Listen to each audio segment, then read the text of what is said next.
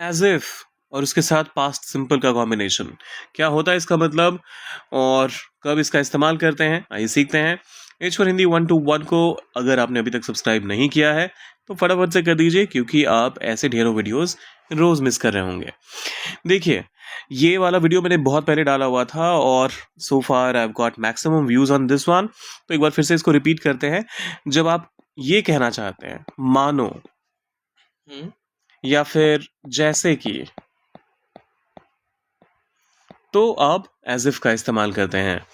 अब एग्जाम्पल के लिए वो ऐसे बात करता है, ही टॉक्स, वो बात करता है, he talks as if as if उसे जैसे सब जानता हो, as if he knew everything.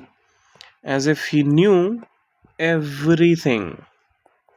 अब यहाँ पर लोग गड़बड़ क्या करते हैं, यहाँ पर इफ को देखकर सबको लगता है अच्छा इफ आया तो यहाँ पर नोज कर देते हैं, लेकिन यहाँ पर क्या है, एज इफ, और इसके साथ हमने स्ट्रक्चर में क्या देखा, पास्ट सिंपल का इस्तेमाल होता है। सो बी वेरी कॉशियस।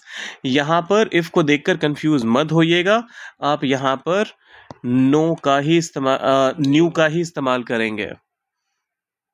अरे चलिए, he talks as if he knew everything, he talks as if he knew everything. वह ऐसे बर्ताव करना मतलब बिहेव Behave. करना। सो वो ऐसे बर्ताव कर रही थी, She behaved she behaved as if as if she, she मुझे जानती ही ना हो, she didn't know me. She didn't know या न्यू। Know me? क्यों हम सिंपल पास्ट में नो क्यों कहेंगे, यहाँ पे यूज किए ना. तो इससे क्या फर्क पड़ता है, she behaved as if she didn't know मी।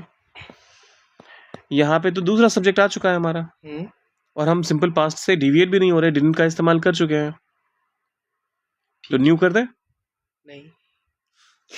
जब डिडंट आ गया तो फिर नो ही आएगा, डिड के बाद कभी भी पास्ट फॉर्म नहीं आता है अलग से। ठीक है. So she behaved as if she didn't know me, She behaved as if she didn't know me. She behaved. वो ऐसे हंसा जैसे कुछ हुआ ही ना हो। अब इसको कैसे कहेंगे इंग्लिश में, सोचिए, डालिए कमेंट सेक्शन में, और जाने से पहले सब्सक्राइब, लाइक और शेयर कर दीजिएगा। मिलते हैं जल्दी।